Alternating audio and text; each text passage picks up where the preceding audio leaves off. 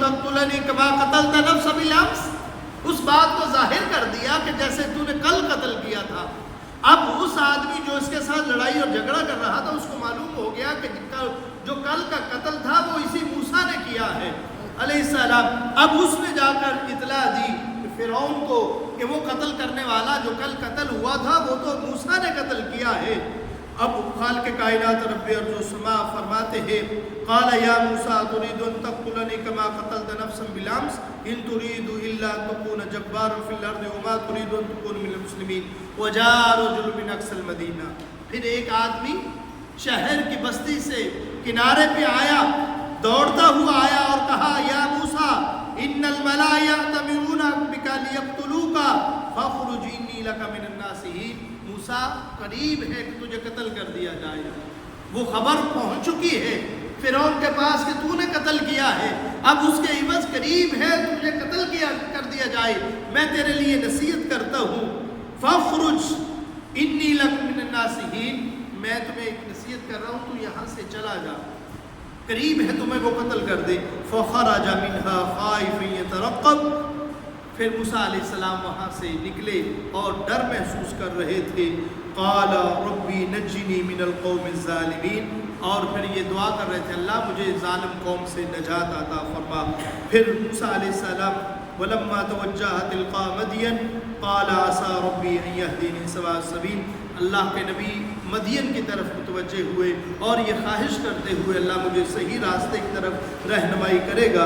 پھر وہ خالق کائنات رب ارض و سما نے وہ قصے کا تذکرہ کیا ہے جب موسیٰ علیہ السلام مدین کی طرف پہنچے، لوگوں کو دیکھا کہ وہ پانی پلا رہے ہیں اور دو عورتوں دو بچیوں کو دیکھا کہ وہ الگ کھڑی ہیں۔ موسیٰ علیہ السلام نے ان سے پوچھا، انہوں نے کہا وہ ابونا شیخ کبیر کہ ہمارا باپ جو ہے وہ بڑھاپے کی عمر میں ہے، ہم اس حالت میں آئی ہیں، اب لوگ پانی پلانے کے بعد پھر ہم پانی پلائیں گے۔ موسیٰ علیہ السلام نے اس پتھر کو جو اتنا وزنی پتھر تھا جس کو تقریباً 10 آدمی مل کر کے اس پتھر کو ہٹاتے تھے اور رکھتے تھے، موسیٰ علیہ السلام اکیلے ہی نہیں وہ پتھر اٹھایا اور ان بچیوں کی بکریوں کو جانوروں کو پانی پلایا۔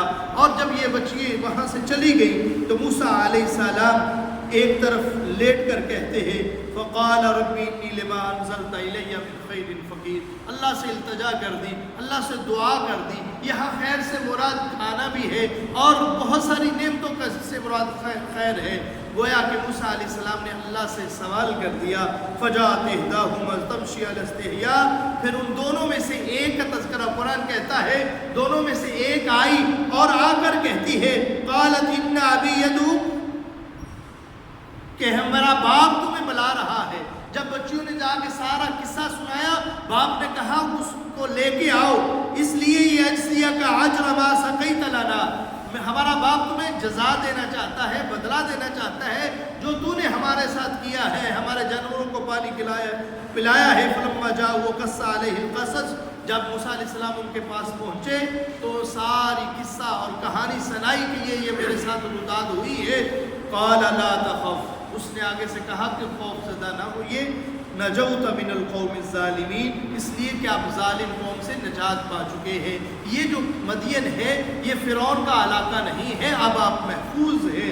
قالت احداہما یا ابت استاجر، ان میں سے ایک نے کہا کہ اے بجان ان خیر من استاجرت القوی الامین، یہ امین بھی ہے بہادر بھی ہے، اس کے اندر قوت بھی ہے، آپ اجرت پہ اس کو رکھ لیجئے۔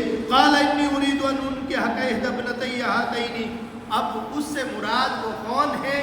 بعض لوگ کہتے ہیں اس سے مراد حضرت شعیب علیہ السلام ہے جو اسی مدین کی بستی میں رہتے تھے، اور بعض لوگوں کا خیال ہے کہ نہیں وہ شعیب علیہ السلام نہیں تھے، کوئی اور نبی کا تذکرہ موجود ہے۔ لیکن موسیٰ علیہ السلام اس نبی کے پاس پہنچے، انہوں نے اس کے یہ طے شدہ ہوا کہ ہماری اجرت 8 سال تک تو کرے گا اور پھر اس کے بعد میں ایک بیٹی کا تیرے ساتھ نکاح کر لوں گا۔ فَإِنْ أَتْمَمْتَ عَشْرًا فَمِنْ، ہاں 10 سال کرے یہ تیرے لیے بہتر ہے۔ موسیٰ علیہ السلام 10 سال کے بعد ان کے ساتھ نکاح ہوا، ایک بیٹی کے ساتھ ایک بچی کے ساتھ نکاح ہوا، اور پھر موسیٰ علیہ السلام اسی بچی کو لے کر فلما قضى موسیٰ الأجل وسار بأهله آنس من جانب طور، طور کی جانب موسیٰ علیہ السلام پھر ہجرت کرتے ہیں۔ یہ وہی سارہ ہے جو اپنی بیوی کو لے کر کے طور کی طرف رہنمائی کرتے ہیں، خالق کائنات رب ارض و سما نے وہاں جا کر تذکرہ کیا ہے، فلما اطاها نودي من شاة الوادي الايمن في البقعة المباركة من شجرة يا موسى اني انا الله رب العالمين.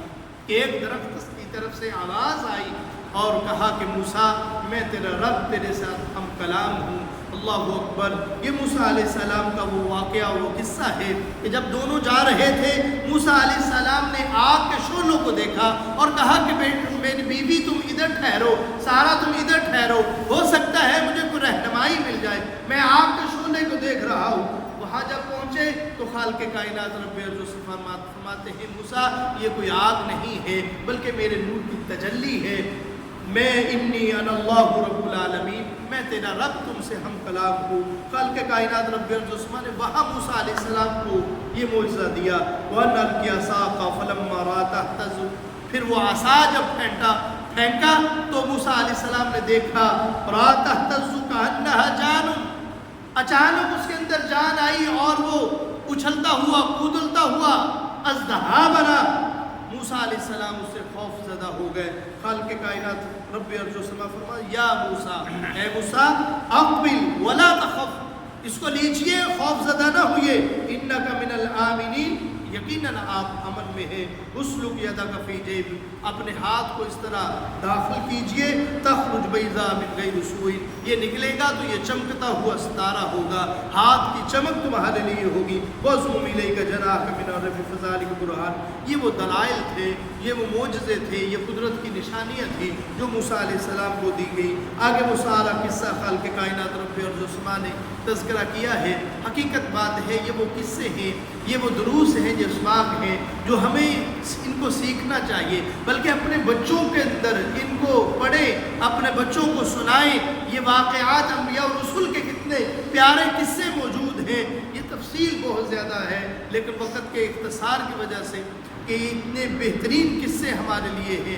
خالق کائنات رب ارض و سما نے انبیاء و رسول کے اور قوموں کے عروج و زوال اور ان کے عذاب اور ان کی اوپر نعمت و انعامات کا تذکرہ کیا ہے. اللہ تعالی ہمیں ان دروس اور قصص سے اللہ عبرت حاصل کرنے کی، اللہ ان کو سمجھنے کی اور اس سے سبق حاصل کرنے کی توفیق عطا فرمائے.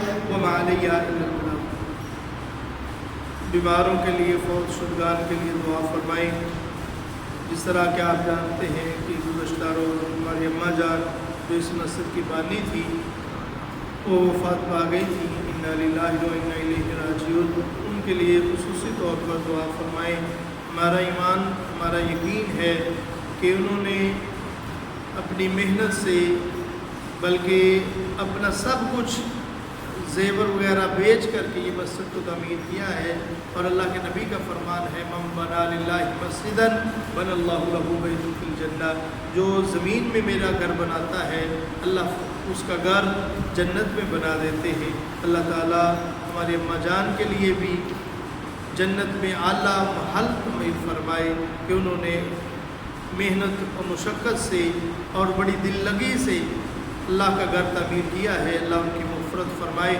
یا رب الحمد کما ینبغی لجلال وجهک ولذی سلطانک وإلہکم الہ واحد لا الہ الا هو الرحمن الرحیم. اللهم صل على محمد وعلى آل محمد وبارك وسلم عليه. ربنا آتنا في الدنيا حسنة وفي الآخرة حسنة وقنا عذاب النار. ربنا ظلمنا أنفسنا وإن لم تغفر لنا وترحمنا لنكونن من الخاسرين. یا اللہ یا رحمان یا حی یا قیوم برحمتک نستغیث. یا اللہ ہمارے بیماروں کو شفاء کاملہ عاجلہ عطا فرما. یا اللہ ہمارے بھائی جو پریشان ہیں اللہ ان کی پریشانی دور فرما.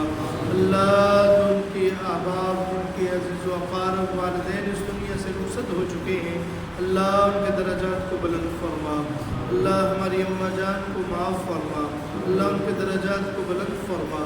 اللہ ان کی حسنات کو قبول فرما. اللہ انہوں نے اس دنیا میں تیرا گھر بنایا ہے. اللہ تو اپنی بہترین جنت میں اس کا بہترین محل تعمیر فرما. اللہ ان کے لیے بہترین محل عطا فرما. اللہ درجات کو بلند فرما. اللہ ان کے لیے علیین میں جگہ عطا فرما. اللہ اللہ نیک لوگوں کا ساتھ اللہ نصیب فرما.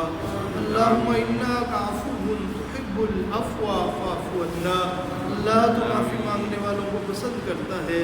اللہ ہمارے گناہوں کو معاف فرما.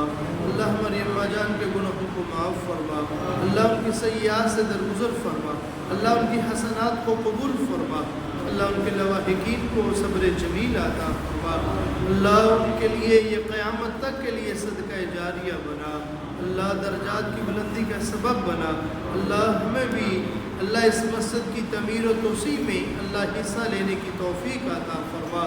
یا اللہ ہمیں توفیق عطا فرما اس مسجد کو اس کی توسیع کو ہم مکمل کر سکیں. اللہ اپنے غیب کے خزانوں سے مدد فرما. اللہ غیب کے خزانوں سے مدد فرما. یا اللہ غیب کے خزانوں سے مدد فرما. اللہ ہمارے حال پہ رحم فرما. اللہ ملک پاکستان کی حفاظت فرما. ربنا تقبل منا انك انت السميع العليم وتب علينا انك انت التواب الرحيم. صلی اللہ تعالی علی خیر خلق محمد وآلہ وصحبہ واہل بیتہ اجمعین برحمتک یا